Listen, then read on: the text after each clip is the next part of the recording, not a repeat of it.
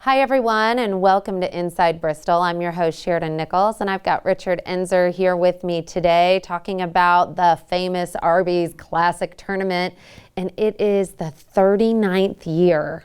That is just amazing. Right, 39. We're probably one of the three longest running tournaments in the United States. Wow. I mean, there's been some that's come and gone, but we've stuck around for 39 years. What do you think makes it so popular? The players, the caliber of players we get, plus the fans just love to come. A lot of people take their vacation during those days, just to come and watch these guys play. Because if you look on TV, I noticed. Last night I saw kids that played in the Arby's that was playing on TV. So it's just, just a good thing for the people. A good chance to see some really raw talent, right. The newbies. Right. So how do we get tickets, and what are the dates? The dates is December the 27th to the 31st, and you can get the passes, which is $65. You can go to our website, which is arbysclassic.net, and you can get them there. Okay. Plus, probably the next 2 or 3 days, they'll be on sale at all the local Arby's. Oh, great. And then when does the tournament start in the day, and when does it end? Starts at 1 o'clock on the 27th. There's 6 games that day. Then it goes to the 31st, which we have our championship game, which is at 6:30. And how many teams typically participate? 18. 18. Yeah. And they're not just from around here. No, we have a really good team out of Philadelphia, a really good team out of Mississippi, Florida, Georgia. There's 9 different states that's represented. That's great. So it's grown quite a bit.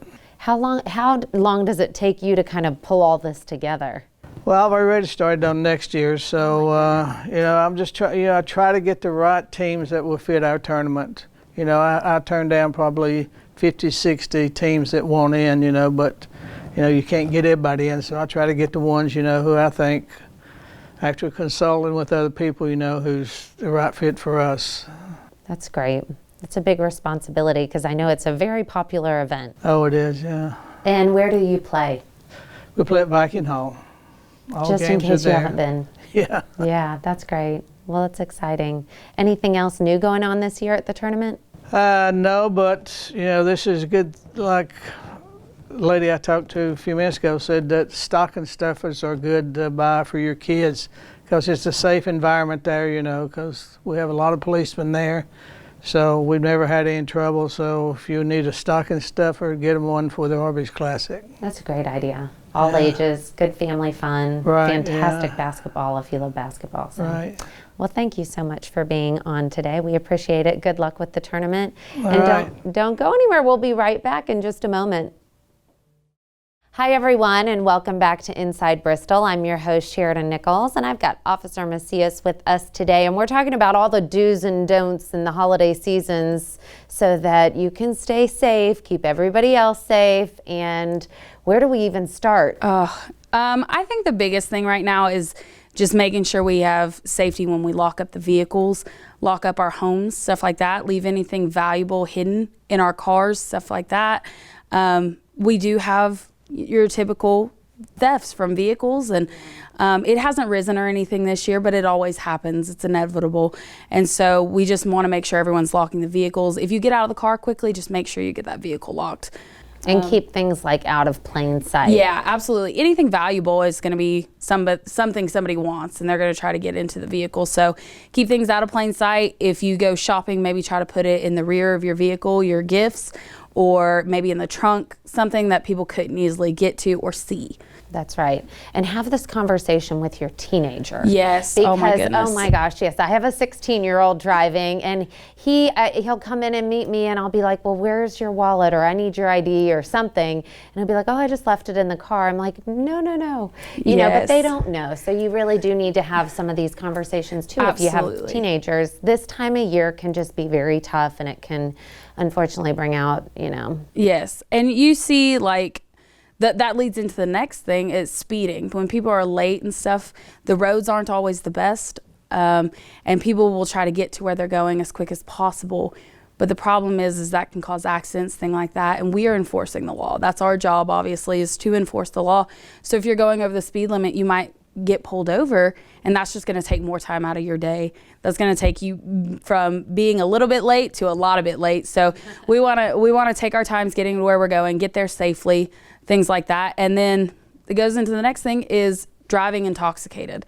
If you're going to one of these parties, we don't want anybody driving intoxicated. Not only are we enforcing that and we're looking for those things, you can get somebody hurt. And I know it's said a lot that there are accidents because of people driving under the influence, but we've seen it. I have personally seen quite a few accidents caused from driving under the influence. It's not something that is just said, it actually happens. So we want you guys to get where we're going safely, stuff like that, and just do it the correct way. Do the speed limit. Don't drive intoxicated. Use an Uber. Yes, absolutely. Yeah. I mean, we have Uber, so there's just no excuse now. If you know you're going to go to a party and have a couple of drinks, then that's probably the best thing to do, because also I think you can handle it, and a lot of times you can't. And the one thing about driving intoxicated is when you get behind the vehicle, you might say you're buzzed, and you might think, oh, I'm still okay to drive. If you feel that way, if you question it, don't drive. That's always my rule of thumb. If somebody's questioning that, don't get behind the wheel, call somebody else. So we really want to avoid that this holiday season. And it's bigger. The speeding and the DUIs happen a lot more and frequently this holiday season. And do you do checkpoints during holiday seasons? We don't do checkpoints, but we do enforce it quite a bit. We're all looking for those kind of things. We don't want the accidents caused from people driving under the influence, so we are enforcing it and hoping to get it before it hurts somebody else. So, but again, if we don't do it at all, we should be fine. And hopefully our job, we're slow. Hopefully we don't have to do our job, because that's what you want to be. You want to be slow. You don't want to have to. Absolutely. We don't want to have to enforce this stuff, but for their safety, we're going to. And for everybody else's safety, we're going to. So, that's great. Yeah. Well, thank you so much for being on today. Just a friendly reminder on all of these things. Absolutely. I think sometimes we do get so busy that we just forget. Yes, absolutely. Well, thank you so much. Yes, you too. And don't go anywhere. We'll be right back. Hi, everyone, and welcome back to Inside Bristol. I'm your host, Sheridan Nichols, and I've got Wes Ritchie here today from Public Works, and we're talking about where do we put all that holiday trash? Give us some tips, because this is always very stressful for people who get a lot of boxes delivered, and of course wrapping paper, and just more than usual, more food than usual, everything else. Yes, it's going to be a very busy, it's one of our busiest times of the year for our crews. This year there are no interruptions to the schedule. Christmas is on a Sunday, Christmas Eve is on a Saturday. So we will be working both Friday and Monday, so there will be no delays or change in the schedule. So to help people out, we put out extra trucks the week after Christmas. So starting Monday, December 26th, you can fill your garbage can up and you can place material outside of the can for collection. So it's a good time, if you actually want to put things out for collection, it's a good time, because we'll have the extra manpower and equipment to handle that. Because typically those don't get picked up. No, typically our ordinance requires that all garbage be placed inside of your can, because we're an automated collection system. But like I say, we'll have extra manpower out for the holiday seasons to handle your boxes and things of that nature. And we also, I did want to throw in the recycling bins, because that's a good place to take your boxes and as well as your wrapping paper. So we have 4 of those locations.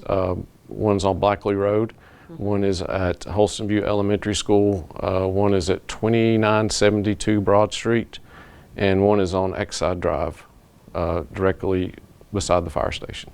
This is great. I mean, are there other times of year where you kind of up the manpower on the streets, or is this really the week you do it? This is really the one time. Okay. Our ordinances allow for that, as well as if you're moving in or moving out of your home, we'll provide you with extra service as needed to accommodate those. But other than those exceptions, everything's really supposed to be in the can.